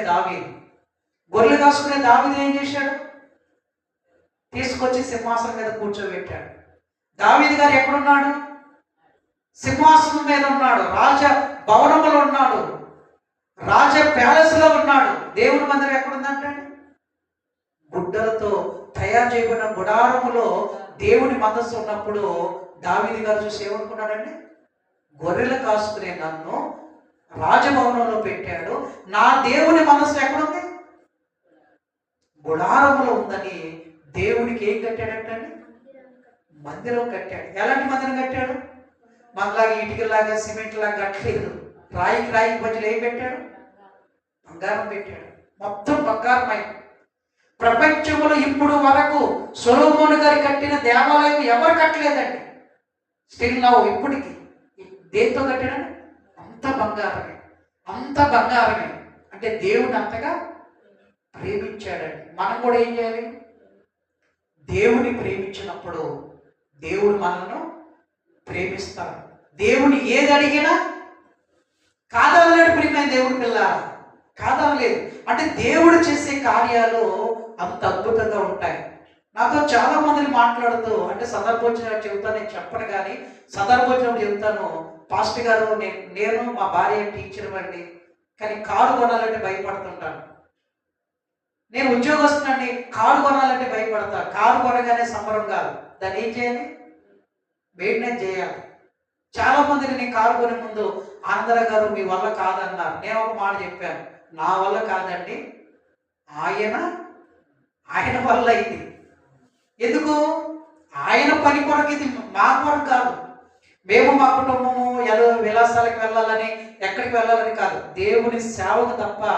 ఏదైనా అప్పుడప్పుడు అత్యవసరం అయితే కుటుంబ సమేతంగా, అది మేమందరం నలుగురు వెళ్ళేటప్పుడే. అంటే ఎందుకు చెబుతున్నానంటే ఆయన ఇవ్వాలనుకుంటే ముందు ఆయనకి ఇష్టడుగా ఉండాలి, ఆయనకి నచ్చిన వాడిగా ఉండాలి, ఆయనకి ఇష్టమైన పని చేయాలి. అది కష్టమైన ఇష్టమైన పని చేయాలి. నేను సుమారు 300 మంది సంఘంలో ఉన్నప్పుడు వాక్యం ప్రకటించాను. 4 ఉన్నప్పుడు కూడా నేను అదే వాక్యాన్ని ప్రకటిస్తున్నాను. 5 ఉన్నప్పుడు కూడా అదే వాక్యాన్ని ప్రకటిస్తాను. 1 ఉన్నప్పుడు కూడా. మరి నిజం ఈరోజు మనం చూడగలిగితే మరి 500 మందికి 300 మందికి బోధించిన మనము మళ్ళా 4-5కి బోధించాలంటే, ఇందాక చెప్పాను అమ్మే సాక్ష్యం. పోలపల్లిలో నా ద్వారా దేవుని కృపను బట్టి 2 సంఘాలు ఉన్నాయి. అక్కడ ఏలూరులో 2 సేవకులు అయ్యారు. అలాగా సుమారు నేను లెక్కేసుకుంటే ఒక 70 సంఘాలు, 1 కాదు 2 కాదు, నల్లగొండ మొదలుకొని ఇటు పరిటాల వరకు, ఇటు ఖమ్మం వరకు, బోనగల్ వరకు, వైరా వరకు, మదిర వరకు దేవుని యొక్క పరిచర్యలో అనేకమైన విషయాలు చెప్పాను. ఇది లైవ్లో వెళ్తుందండి, ఫేస్బుక్ లైవ్ వెళ్తుంది. ఎందుకంటే నేను దేవుడి కొరకు చేసిన పరిచర్య. ఒరిస్సా రాష్ట్రంలో కూడా మరి సుమారు 7 సంఘాలు ఉన్నాయి. 10 సంవత్సరాలు కష్టపడ్డాను ఒరిస్సా రాష్ట్రంలో. ఎలాంటి చోట తెలుసా అండి? దేవుడు ఒక మాట అంటాడు, సాతాను స్థలములో నువ్వు నిలబడ్డావు. పూరి కోనరకు. పూరి అంటే పూరి జగన్నాథ రథయాత్రలు జరుగుతాయి. పూరి జగన్నాథుడు ఒరిస్సా మొత్తానికి దేవుడు ఎవరంటే ఆ పూరి జగన్నాథుడు. అక్కడ కూడా మనకి ఇప్పుడు 70 మంది సంఘం. మన ఈ మధ్య 11 లక్షలు 15 లక్షలు పెట్టి పెద్ద మందిరం కట్టుకున్నారు. ఇసుక ప్రాంతం. ఇసుక ఎలా ఉంటుందో తెలుసా? నేను అక్కడ సేవ చేస్తున్నప్పుడు వాళ్ళ ఇళ్లలోకి వెళ్ళాలంటే ఎలాగెళ్ళాలో తెలుసా? మన ఇళ్లలో కనుక నిలుచుని వెళ్ళడానికి లేదు. సముద్రం పక్కన తాటాకులతో పాక దూరి వెళ్ళాలి. ప్రార్థన పెట్టినప్పుడు మాకు మరి భోజనాలు వండుతారండి, సంఘానికి కూడా భోజనాలు వండుతారు. ఆ భోజనాలు అన్నింటిలో ఏం కనపడుతుంటది? ఎక్కువ ఇసుక గాలితో ఇసుక లేస్తుంటది. నిజంగా అలాంటి ప్రజల మధ్య పూరి, కోనార్కు, సూర్య దేవాలయం, ప్రపంచంలో సూర్య దేవాలయం పేరుగాంచింది. అనేక ప్రాంతాల్లో దేవుని యొక్క పరిచర్యలో దేవుడు వాడుకున్నాడు. కానీ ఈరోజు నా కొరకు ఆస్తులు సంపాదించలేదు, కానీ కొన్ని 100 ఆత్మలు సంపాదించాడు. ఎవరి కొరకు? ప్రభు కొరకు. ప్రభు ఎదుట నిలబడ్డప్పుడు ఏమడుగుతాడు? ఆనందరావు నీకు ఎన్ని చర్చీలు ఉన్నాయి అడగడు. మరి ఏమడుగుతాడు? నా కొరకు ఎన్ని ఆత్మలు సంపాదించాడు. దేవుడు అడుగుతాడంటే కదండి. 1 ఇచ్చాను, 1కి 1, 2కి 2 సంపాదించాను. బల నమ్మకమైన మంచి దాసుడా. ఆస్తులు లేకపోవచ్చు, కానీ ఈరోజు నేను సంపాదించిన ఆత్మీయులు ఎంతో మంది ఉన్నారు. మన ఈ మధ్య మనము పోలంపల్లిలో ఆ పాస్టర్ గారి పేరు ఏం పేరు? ఎలీషా గారు, సెడ్రక్ గారు. ఎలీషా పాస్టర్ గారు ఉన్నారండి. ఆయన చిన్న యొక్క మందిరం కట్టుకున్నారు. అక్కడికి వెళ్ళి వాక్యం చెబుతున్న తర్వాత అక్కడ కొంతమందికి వచ్చారు. ఈయన ఎవరో కాదు, ఆనందరావు గారు. ఒకప్పుడు మన వీధికి వచ్చి ప్రొజెక్ట్ వేసి తెరేసి ప్రకటించిన ఆనందరావు గారు మంచి వాక్యం చెబుతారు. అంటే ఏం కావాలి మనకి? ఏ ఊరికి వెళ్ళినా ఆత్మీయులు ఉన్నారండి. ఏ గ్రామానికి వెళ్ళినా ఆత్మీయులు ఉన్నారు. ఏ గ్రామానికి వెళ్ళినా మనం చేసిన పరిచర్య ఉంది. మందిరాలు మనే కాదండి, ఎవరిది? ఆ ఊర్లో ఆ వ్యక్తి కష్టపడ్డాడు, నమ్మకంగా చేశాడు. చందలపాడు రవి ఉన్న ఊర్లో, అదే మన రవి ఉన్న ఊర్లో ఇంకొక రవి ఉన్నాడు. తర్వాత అతని పేరు రవి వాళ్ళ ఫ్రెండ్ సుధాకర్ తెలుసు కదా? సుధాకర్ వాళ్ళ అమ్మ రవి, వాళ్ళ ఆవిడ నర్సు. సుధాకర్ తెలుసు. ఇప్పుడు సుధాకర్ కూడా జాబ్ చేస్తున్నాడు. వాళ్ళ భార్య భర్తలండి. వాళ్ళ పెళ్లికి మేము వెళితే వాళ్ళు ఏం చేసి తెలుసు? ఆనందరావు గారు వచ్చారని ఆ రోజు వాళ్ళ ఇంటి దగ్గర ప్రార్థన, బస్తా బియ్యం పట్టి మా ఆటోలో వేసి పంపించాడు సుధాకర్. మన రవి వాళ్ళు మేము మీటింగ్ పెట్టినప్పుడు వెళ్తే అక్కడికి వెళ్ళిన తర్వాత మమ్మల్ని ప్రేమించి, ఎందుకు చెబుతున్నానంటే ఏ ఊరికి వెళ్ళినా ఆ వ్యక్తులను ఎలా సంపాదించగలిగాం? అదే వాళ్ళు మోసం చేస్తే ఇప్పుడు ఆ వ్యక్తులు మమ్మల్ని ప్రేమించరు. ప్రభు ప్రేమను బట్టి నమ్మకంగా యథార్థంగా మనము పరిచర్య చేశాం కాబట్టి అందుకే చివరికి ఒక మాట అంటాడండి. ప్రసంగి గ్రంథం 11 చూసుకొని ముగించుకుందాం. సమయం వచ్చింది కాబట్టి నేను ఈ మాటలు చెబుతున్నాను కాబట్టి ఎప్పుడు నేను చెప్పనండి. సమయం వచ్చింది కాబట్టి, సందర్భం వచ్చింది కాబట్టి ప్రసంగి గ్రంథం అక్కడ ఒక మాట ఉంటుందండి. ఏముంటుందో తెలుసా అండి? నీ ఆహారము నేల మీద వేయము, చాలా దినములైన తర్వాత అది నీకు కనబడింది అంటాడు. 11 ప్రసంగి 11 నీ ఆహారము నేల మీద వేయము, చాలా దినములైన తర్వాత అది నీకు కనబడును. వీటేనండి తర్వాత చూద్దరు కానీ ఇటేనండి అవి. ఆహారము నేల మీద వేస్తే కనబడిందా? నీ ఆహారము నేల మీద వేయము, చాలా దినములైన తర్వాత అది నీకు కనబడింది. మనం ఒక సెలవు దగ్గర అన్నం వేసి వచ్చాం. 2 రోజుల తర్వాత ఏమైపోతుంది? కుళ్ళిపోద్ది. చేపలు తినకపోయినా ఏం జంతు తినకపోయినా కుళ్ళిపోయి కలిసిపోద్ది. మరి కనపడింది అన్నారేంటి? నీ ఆహారం అనగా దేవుని వాక్యము నీళ్లతో పోల్చాడు. ఆహారాన్ని, వాక్యాన్ని ఆహారంతో పోల్చాడు. నీళ్ళు అనగా ప్రజలు. నువ్వు ఆ ఊరికి వెళ్ళి స్వార్థ చెప్పు, దేవుని మాటలు చెప్పు. కొన్ని సంవత్సరాల తర్వాత నాకు చాలా మందిలో చెప్పినప్పుడు బ్రదర్ బాగున్నారు అంటారండి. నాకు గుర్తుండదు. మీరు ఎవరంటే మా ఊరికి పలానా మీటింగ్కి వచ్చి వాక్యం చెప్పారండి అంటారు. అంటే అది గుర్తు పెట్టుకుంటారు. ఆహారం ఏంటి? దేవుని వాక్యం. దేవుని వాక్యము మనుషుల మీద వేయటం అంటే మనుషులకు దేవుని వాక్యాన్ని ప్రకటిస్తే ఏమైపోద్ది? చాలా దినములైన తర్వాత అది నీకు కనబడింది. మనం ఒక మీటింగ్కి వెళ్ళి వాక్యం చెప్పాము, వాక్యం విన్నారు, వాడు మారారనుకోండి. చాలా మంది నా దగ్గరికి వచ్చి ఉంటారంటే, ఆనందరావు గారు మీకు తెలియదు అంటారండి. ఎవరు బాబు అంటే, పలానా సంవత్సరం అండి నాకు బాప్తిజం ఇచ్చింది మీరేనండి. మొన్న నేను ఒక ప్రాంతానికి వెళ్ళానండి. ఇది గుంటూరు దాటి ఆ ప్రాంతానికి వెళ్ళాను. చిలకలూరుపేట కాదు, మొన్న ఒక ఊరికి వెళ్ళాము. ఆ ప్రాంతానికి వెళ్ళినప్పుడు బాప్తిసాలు ఇచ్చామండి. కర్నూలు ప్రాంతం, చీరాల దాటి చీరాల కాదండి, చీరాలకి వెళ్ళినప్పుడు ఏం చేశామంటే కొంతమందికి బాప్తిజం ఇచ్చాము. అతను వచ్చేమన్నాడంటే, ఆనందరావు గారు మీరు నాకు బాప్తిజం ఇచ్చారంటే ఈరోజు మా ఆమెను కూడా మీరు బాప్తిజం ఇచ్చారు. అలా 10 సంవత్సరాల తర్వాత మారింది. అమ్మాయి ఆనందరావు గారే నాకు బాప్తిజం ఇచ్చింది, ఈరోజు నీకు కూడా బాప్తిజం ఇచ్చారు. ఆ రోజు మేము 25 మందికి బాప్తిజం ఇచ్చాము. దేవుని యొక్క వాక్యము. ఆ కర్నూలు ప్రాంతం, కర్నూలుకి వెళ్ళామండి. 10 రోజులు, వారం రోజులు సెమినార్. ఆ రోజు ఎంతో మంది దైవ సేవకులు మేము కలిసి వాక్యం చెప్పిన తర్వాత ఆ రోజు కొంతమందికి బాప్తిజం పొందారు. ఎందుకు ఈ విషయం చెప్తానంటే, మనము ఈరోజు చాలా మందిని చేసే మరి పరిచయంలో ఎలా ఉంటుందంటే, వీళ్ళందరూ నారే, ఈ సంఘాలన్నీ నాయే అనుకున్నారు. కానీ మంద కాదు సంఘం. సంఘం ఎవరిది? దేవునిది. ప్రాణం పెట్టింది ఆయన, రక్తం కాల్చింది ఆయన. ఆనందరావు నేను ప్రేమించి 100 మందిని అప్పచెప్తున్నాను అని అప్పచెప్పాడు. అప్పచెప్పిన ఆయన రేపు లెక్కాడా? కానీ ఈరోజు చాలా మంది సేవకులు ఒక తప్పుడు అభిప్రాయంతో ఉన్నారు, పొరపాడుతున్నారు. ఏంటంటే ఈ సంఘం నాది, నాది, నాది. నీది కాదు, నీది కాదు, నాది అనకూడదు. నాదంటే ఏం చేస్తాడు దేవుడు? నీదా? నాది నాది అన్నారు కాబట్టి కరోనా సమయంలో చాలా మందిని ఏం చేశాడు దేవుడు? లేకుండా చేశాడు. ఇప్పుడు ఎవరిది? మంద కాదండి. ఎవరి సంఘం?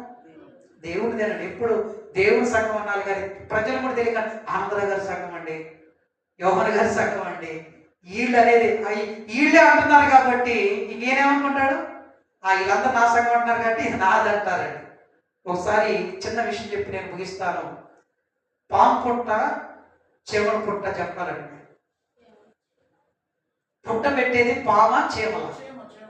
చీమలు లేకపోతే చెదలు పెడుతుంది. మనమందరం ఏమంటున్నాము? ఇప్పుడు పాము ఏమంటది? చీమలారా, చెదలారా, వీళ్ళందరూ ప్రజలు ఏమన్నారు చూడు. కానీ నిజంగా పెట్టేది ఎవరు?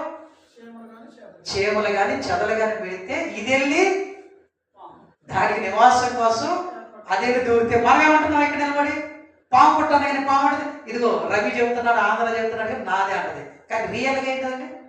తెలుసుకున్నవాడేమో చీమల పుట్ట అంటాడు, విన్నోడేమంటాడు?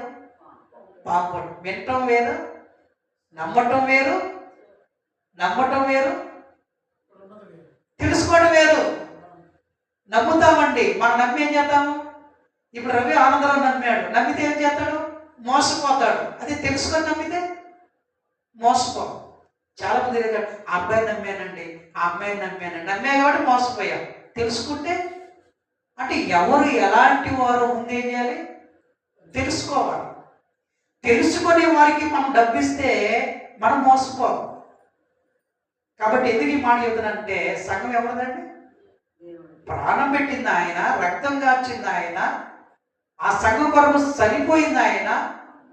ఆయన సంఘాన్ని ఈరోజు మనం ఏమంటున్నాము? ఆనందరావు గారు సంఘం అన్నారనుకోండి, మీరు బాగానే అంటారు, వెంటనే నా మీద కేసు పడింది. ఏ ఆనందరావు ఎట్రా, ఏంటి ప్రజలు నీ సంఘం అంటున్నారు, నువ్వేం చెప్పాలి? క్రీస్తు సంఘం, దేవుని సంఘం.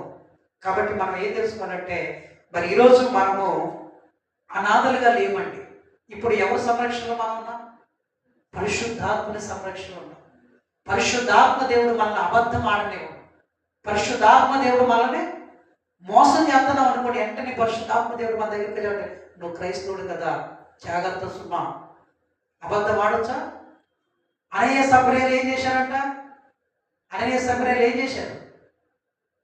సంఘంలో ఉన్న వారందరూ దేవుడి సేవ కొరకు ఎత్తున్నారు. భార్య భర్తలు ఏమనుకున్నారు? మన పొలం అమ్మేద్దాం, అమ్మేశారంటాడు. అమ్మేసిన తర్వాత సాధారణ ఎంతనే ఉందంట, పొలం అమ్మేసిన 5 లక్షలు దేవుడికి ఇస్తే మీరు ఎలా బ్రతుకుతారన్నారంట. అప్పుడు భార్య భర్తలు ఏమన్నా, నిజమే, సాధారణ బలి వచ్చి మంచి సలహా ఇచ్చారు, సగం దాచుకున్నారండి. సగం దాచుకొని ఎక్కడికి వెళ్ళారు? సంఘం దగ్గరికి వెళ్ళారు. పేతురు గారు అడుగుతున్నారు. ఆ సందర్భం తెలుసండి? అపోస్తుల కార్యము చూసుకొని ముగించుకున్నారు, టైం ఉంది కాబట్టి 5వ అధ్యాయం చూడండి. అంటే తెలియటం కొరకు నేను చూపిస్తున్నాను. టైం అయిపోయింది, ఇంకొక 5 నిమిషాల్లో మనం ముగించుకుందాం. చూడండి, జరిగిన సందర్భము అంటే దేవుని విషయంలో మనం ఎలా ఉండాలో మనము మరి అపోస్తుల కార్యం 5వ అధ్యాయం 1వ వచనం నేను చదువుతున్నా. అననీయ అనే ఒక మనుషుడు నేను తన భార్య అయిన సప్యరేతో ఏకమై పొలం అమ్మాను. భార్య ఎరుకునేవాడు దాని వెలలో కొంత దాచుకొనిను, కొంత తెచ్చి అపోస్తుల పాదం మీద పెట్టాడు. కొంత దాచిపెట్టాడు, కొంత తెచ్చాడు. ఈ సంఘానికి పవర్ఫుల్ సేవకుడు ఎవరు? పేతురు గారు. అప్పుడు పేతురు గారు ఉన్నారంట 3వ వచనం. అప్పుడు పేతురు, అననీయ, నీ భూమి వెలలో కొంత దాచుకొని పరిశుద్ధాత్మను మీరు మోసపుచ్చుటకు సాతాను ఎందుకు నీ హృదయమును ప్రేరేపించెను? అది నీ వద్ద ఉన్నప్పుడు నీదే కదా, అమ్మిన పిదట అది నీ వశమై ఉండలేదా? ఎందుకు ఈ సంగతి నీ హృదయంలో ఉద్దేశించుకున్నావు? నీవు మనుషులతో కాదు, దేవునితోనే అబద్ధమాడితమని వానితో చెప్పాను. ఏ దేవుడితో చెప్పండి? ఏ దేవుడితో? పరిశుద్ధాత్మ దేవుడు. కానీ ఈరోజు చాలా మంది క్రైస్తవంలో పరిశుద్ధాత్ముడు దేవుడు కాదు, ఆయన ఒక శక్తి. శక్తి కాదండి, ఆయన ఒక వ్యక్తి. వ్యక్తి అంటే ఎవరు? మనమందరం ఎవరమండి? వ్యక్తులము. మాట్లాడతాం. ఇప్పుడు పరిశుద్ధాత్మ దేవుడు మాట్లాడుతున్నాడు, మాట్లాడలేదా? మీరు మరి పరిశుద్ధాత్మ దేవుని ఎందుకు మరి అబద్ధం ఆడారు? దేవునితోనే అబద్ధం ఆడుతున్న వారిని చెప్పగా అన్నయ్య ఈ మాట అందరికీ మరి అననీయ ఈ మాటలు వినుచునే పడి ప్రాణం విడిచాడు. ఏం చేశాడంటే ప్రాణం విడిచాడు. ఎవరు? అననీయ. అక్కడికి వెళ్ళి ప్రాణం విడిచాడు. ఆ సంగతి వినిన వారందరూ మిక్కిలి భయపడిరి. అప్పుడు పడిచివాడు లేచి వారిని బట్టతో చుట్టి మోసుకొని పాతి పెట్టిరి. మళ్ళీ ఇంచుమించు 3 గంటల చేపటికి వాని భార్య జరిగినది ఎరుగక లోపలికి వచ్చిన. అప్పుడు పేతురు, మీరు ఈ భూమిని ఎంతకి అమ్మితిరా నాతో చెప్పమని ఆమె అడిగాను. అందుకాక అవును ఇంతకే చెప్పగా అందుకు పేతురు, ప్రభు యొక్క ఆత్మను శోధించటకు మీరు ఎందుకు ఏకమించింది? ఇదిగో నీ పెనిమిటిని పాతి పెట్టిన వారి పాదములు వాకిట్లో ఉన్నాయి అనగానే ఆ వెంటనే ఏమైపోయింది? భార్య భర్తలు దేని మీద తెచ్చుకున్నారు? అమ్మారండి. అమ్మినప్పుడు దేవుడు ఇమ్మన్నాడా? దేవుడు అనలేదు. ఏమి నిర్ణయం తీసుకుంది? మరి ఈ నిర్ణయానికి కట్టుబడి ఉన్నారా? మనం అప్పుడప్పుడు ఏం చేస్తామంటే దేవుడి కొరకు తీసి పక్కన పెడతాం, దేవుడి మందిరం కొరకు తీసి పక్కన పెడతాం. పెట్టగానే నూనె ప్యాకెట్ అయిపోద్ది. అప్పుడు వెంటనే సాతాను వచ్చావు కదా, నూనె ప్యాకెట్ లేదుగా, ఆ 100తో నూనె ప్యాకెట్ కొనుక్కొచ్చుగా, మళ్ళీ వచ్చే వారం ఇవ్వచ్చుగా అంటదండి. మనం ఏమన్నాం, సాతాను బలి సలహా ఇచ్చాం, పక్కన నీటికి అడగకుండా ఇచ్చామని. కానీ దేవుడి విషయంలో ఒక నిర్ణయం తీసుకున్న తర్వాత అది పాపం అయిందంటండి. నీ కూతురు ఇస్తానని చెప్తే నీ కొడుకుని ఇస్తానని చెప్తే దేవుడి విషయంలో ఇది దేవుడిది అని మనం తీసిన తర్వాత దాంట్లో నుంచి చెయ్యి మళ్ళా తీయకూడదండి. మాట నువ్వు మొక్కుబడి చేస్తే అది చెల్లించాలి, చేయకపోతే పర్వాలేదు, దేవుడేం బలవంతంగా ఇవ్వట్లేదు. ఈరోజు మరి చివరిగా మరి సేవకులైన వారు తెలుసుకోవాల్సిన విషయం ఏంటంటే, సంఘములో కూడా కొంతమంది మనకున్న ప్రకారము దశభాగం ఇస్తారండి. దశభాగం అంటే ఏంటి? 10%. 100 రూపాయలు వస్తే 10 రూపాయలు, 1000 రూపాయలు వస్తే 100 రూపాయలు, ఈ దశభాగము. కానీ క్రొత్త నిబంధనలో ఏముంది? దశభాగం కాదు, నీ హృదయములో నీ చిచ్చిన కొలది, వర్తిల్ల కొలది, దేవుడిని ఆశీర్వదించిన కొలది. సరే 10% అనుకుంటా అండి, 10% తెస్తున్నారు. ఈ 10% ఏం చేయాలి? 3% సేవకునికి, 3% పేదలకి, 3% మందిర సేవకులకు. ఇప్పుడు 10% ఏం చేస్తారు సేవకులు? మేము ఒక ప్రాంతంలో సేవ చేసినప్పుడు క్రిస్మస్ అనే కార్యక్రమం రాగానే, జనవరి రాగానే ప్రేమ విందు, సంఘానికి అంతటి భోజనం అండి. ఆ టయానికి నువ్వు 100 రూపాయలు, లవ్ పేస్ట్ నువ్వు 100 రూపాయలు, నువ్వు 200 ఇవ్వమని అడగటం ఎందుకని ఒక ఆలోచనతో ఏం చేశారంటే, ఆలోచనతో ఏం చేశారో తెలుసండి?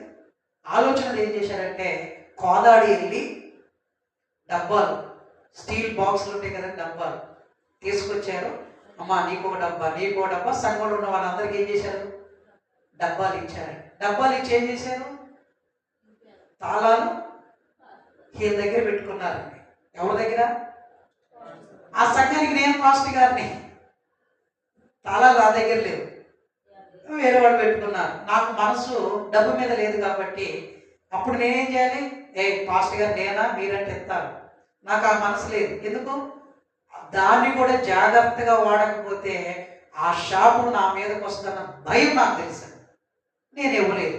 సరే సంవత్సరానికి ఒకసారి ఓపెన్ చేశాను. ఓపెన్ చేస్తే 35,000 అయినాయండి. 35,000 అయినాయి. సంఘంలో లాజిక్ ఏంటి తెలుసండి? మరియమ్మ గారి డబ్బా 5,000, యోహాన్ గారి డబ్బా 10,000 అనగానే వచ్చే సంవత్సరం నా డబ్బాలు 5 కాదు 10 అని ప్లానింగ్లో ఉన్నారు. ఇదంతా చేశారండి. 35,000 మిగిలింది. అప్పుడు నేను సేవకుడు ఏం చెప్పానంటే, మనం దేని కొరకు దీన్ని ప్రారంభించాము?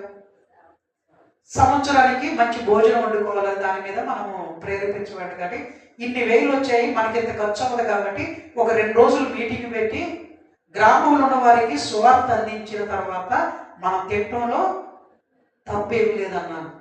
మీటింగ్ వద్దంటండి, వాక్యం ప్రకటించడం వద్దు, దేవుడి పని వద్దు, తిట్టమే మాకు వద్దన్నారు. తిట్టడానికి ఏం చేశారు? మనం జనవరి రోజు వండుకోవాలంటే మనకేం కావాలి?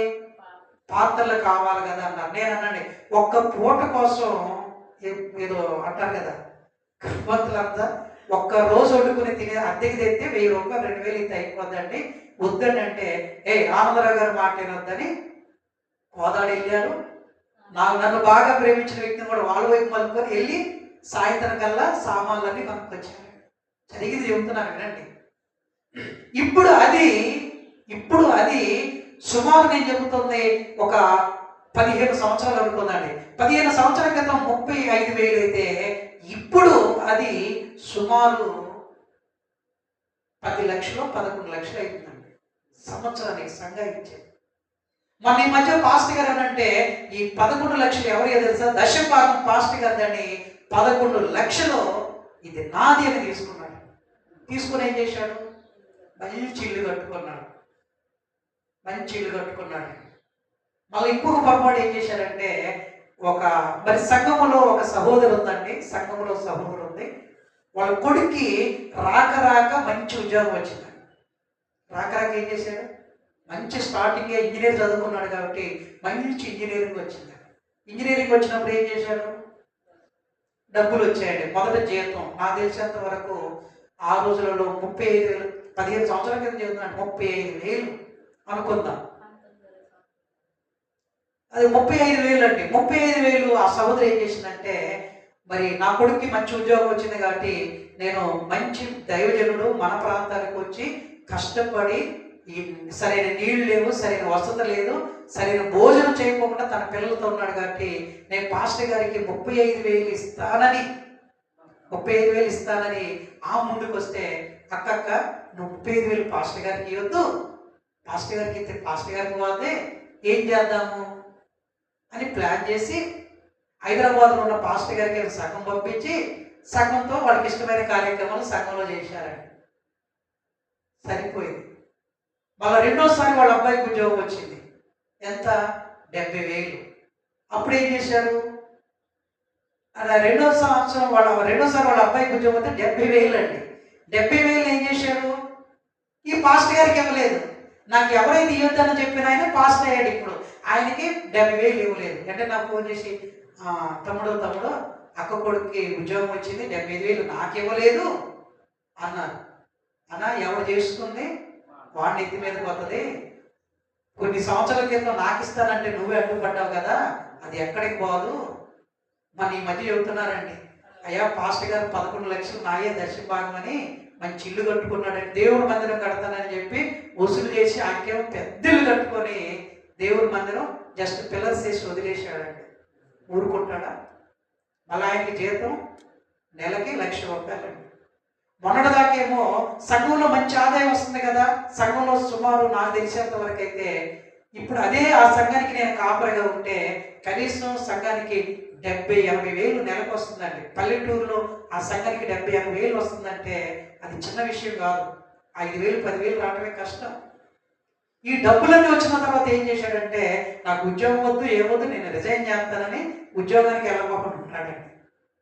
మరి దేవుని పేరు చెప్పి అబద్ధం చెప్పి నువ్వు మంచి ఆ ఊర్లో ఉన్న ఇంటిలో ఆ ఇంట్లో ఉన్న వస్తువులు అంటే ఎమ్మెల్యే గారి ఇంట్లో కూడా లేకుండా, ఒకప్పుడు మరి ఒక ప్రాంతంలో ఆ ఒక పూటకి భోజనం లేక ట్రైన్లో కంచెర్లు కొట్టుకొని అడుక్కుని తిన్నారండి. మళ్ళీ సాక్షి చెబుతాను, ఎమ్మెల్యే గారి ఇంట్లో లేని వస్తువులు పెట్టాడు. మన ఈ మధ్య ఏంటి ఎలా ఉన్నాడంటే, ఆయన ఎలా ఉన్నాడని అడిగితే అన్న మళ్ళీ ఉద్యోగానికి వెళ్తున్నాడన్న. ఏమైంది? అప్పులై. ఎందుకు అప్పులై? దేవుణ్ణి సొమ్ముని దాచుకొని మోసం చేస్తే దేవుడు ఊరుకోడండి. ఎవరిని కూడా ఊరుకో. ఇప్పటికి ప్రియమైన దేవుడి పిల్లలు ఆ గ్రామానికి వెళితే మరి ఎస్సీ కాలనీ మొదలుకొని ఎస్టీ కాలనీ వరకు గ్రామంలో ఉన్న వాళ్ళందరూ కూడా ఆనందరావు గారు రండి మా ఇంటికి రండి ప్రార్థన చేయండి, ఆయన మా ఇంటికి రండి అయ్యారు, పాలు తీసుకెళ్ళండి అయ్యగారు, శనక్కాయలు తీసుకెళ్ళండి అయ్యారు, మిరపకాయలు తీసుకెళ్ళండి అయ్యగారు. ఇప్పటికి మేము వెళ్ళినా ఆ గ్రామం అంతా ప్రేమిస్తారండి. ఎందుకు? ఆ ప్రాంతంలో దేవుడు ఒక మాట అన్నాడు, మనుషులు మీ సత్క్రియలను చూసి పరలోకమందును మీ తండ్రిని మహింపరిచినట్టు వారి ఎదుట మీ వెలుగును ప్రకాశింపడు. ఏమని? దేవుడి విషయంలో మోసం చేసి తెచ్చుకుంటే, ఇప్పుడు నన్ను ఎవరన్నా అడిగారు అనుకోండి, ఏదైనా అడిగితే నేను ఏం చెబుతానో తెలుసా? ఇప్పుడు నేను అబద్ధమాడి తెచ్చి నీకు ఇస్తే నాకు శాపం, నీకు శాపమే. ఆ శాపం నీకు నాకు మీద రాకూడదంటే నా పైన నువ్వు ఆధారపడద్దు. నిజంగా దేవుడి విషయంలో ఇప్పుడు అననీయ సభ్యులు ఏం చేశారు? అమ్మినప్పుడు డబ్బు వాళ్ళదే కాదా? దేవుడు ఇమ్మన్నాడా? ఇమ్మనలేదు. ఒక నిర్ణయం తీసుకున్నారు. మరి తీసుకున్న తర్వాత ఏం చేశారు? అబద్ధం ఆడారు. ఇద్దరు ఏమైపోయారండి? చచ్చిపోయారు. చచ్చిపోలేదు. ఇస్కరియోతు యోధా యేసు ప్రభువుని అమ్మాడు. అమ్మిన తర్వాత ఏం చేశాడు? 30 వెండి నాణాలు తీసుకెళ్ళి ప్రధాన యాజకుల దగ్గరికి వెళ్ళి ఇస్తుంటే మాకొద్దయ్యా ఆ డబ్బుని ఎక్కడ పారేశాడంట? దేవాలయంలో పారేశాడంటే. మరి దేవాలయానికి ఎంతమందిని ప్రార్థన చేసుకోవడానికి వెళ్ళలేదు? మరి ఎన్ని నాణ్యాలు ఈడేం చేయాలి? దేవాలయం ఇప్పుడు ఇక్కడ పడేశారనుకోండి, 500 కాగితాలు పడేస్తే మీరు వెళ్ళేటప్పుడు ఏం చేస్తారు? నేను లేననుకోండి, వెళ్ళేటప్పుడు ఏం చేస్తారు? ఆడ పెడతారు. నీటి మందులు అయితే అందరూ ఏం చేస్తారు? తీసుకెళ్తారు కదా. మరి 30 వెండి నాణ్యాలు ఎవరు మాకొద్దు అన్నదేంటి? నీతిమంతుని అప్పగించిన సొమ్ము అది. యేసు ప్రభువారిని అప్పగించిన 33 వెండి నాణ్యాలు యేసు ప్రభువారు వయసు 30 వెండి నాణ్యాలు. యేసు ప్రభువారు వయసు ఎంత? చచ్చిపోయేటప్పుడు, అప్పగించేటప్పుడు 30 సంవత్సరాలు, 3.5 సంవత్సరాలు సేవ చేశాడు. 30 సంవత్సరాలే. ఆయన వయసును బట్టి ఏం చేశారు? ఆయనకి రేటు కట్టారు. 30 వెండి నాణ్యాలు ఇచ్చారు. ఇస్కరియోతు యోధ 30 వెండి నాణ్యాలు చూడగానే ఏమైపోయిందంటే, యేసు ప్రభువుని అప్పగించిన తర్వాత ఆ సిలువను మోయించిన కొరడాలతో కొట్టి ఎన్ని చూసి, అయ్యో నీ నీతిమంతుడిని అప్పగించాను, నాకు 30 వెండి నాణ్యాలు వద్దు, ఏమొద్దని దేవాలయాలను పారేస్తే ఎవరు మాకు వద్దు అంటున్నారు. వద్దన్నారా? కావాలన్నారా? వద్దన్నారు. అప్పుడు ఏం చేశారంట? 30 నేను పరదేశులను పాతి పెట్టడానికి శ్మశాన భూమిని కొన్నారు. మరి ఇప్పుడు దేవుని పేరట ఇచ్చే డబ్బు ఏంటండి చెప్పండి? ఇప్పుడు దేవుని పేరట ఇచ్చే డబ్బు ఏంటది? పాస్టర్ గారు, యేసు ప్రభువారు చనిపోయి తిరిగి లేచాడని మీరు ప్రకటించదని డబ్బు ఇస్తున్నారండి సేవకులకి. మరి ఆ డబ్బు ఏం చేయాలి? ఎవరన్నా మోసం చేసి ఇల్లు కడితే ఆ ఇల్లు చూసుకోండి అందరూ ఏమంటారు? రక్తపు సొమ్ము అంటారు. మోసం చేసి కట్టింది అంటారు. ఇప్పుడు మరి దేవుని సేవకి ఇచ్చిన ధనాన్ని సేవకుడు ఏం చేయాలండి? దేవుడికి ఉపయోగిస్తే మరి సేవకుడికి మిగలదు. మరి ఈరోజు ఎంత సేవకుడికి మిగులుతుందంటే వీళ్ళు ఏం చేస్తున్నారు? ఇచ్చింది ఖర్చు పెట్టట్లా, దాచుకుంటున్నారు. దాచుకున్న తర్వాత చివరికి మనం దాన్ని తినలేమండి, మనకి మన పిల్లలకి. ఇప్పుడు యేసు ప్రభువు చనిపోయారు తిరిగి లేచారని ప్రకటించమని డబ్బు ఇస్తే ఆ డబ్బులు ఏం చేస్తున్నారు? బ్యాంక్ బ్యాలెన్స్ పెట్టుకుంటున్నారు. వాళ్ళ విలాసవంతమైన జీవితానికి వాడుతున్నారు. కాబట్టి పరిశుద్ధాత్మ విషయంలో మనము జాగ్రత్తగా ఉందాం. అట్టి ధన్యత దేవుడు మనందరికీ దయచేయుగాక. ఆమేన్. ప్రార్థన చేసుకుందాం.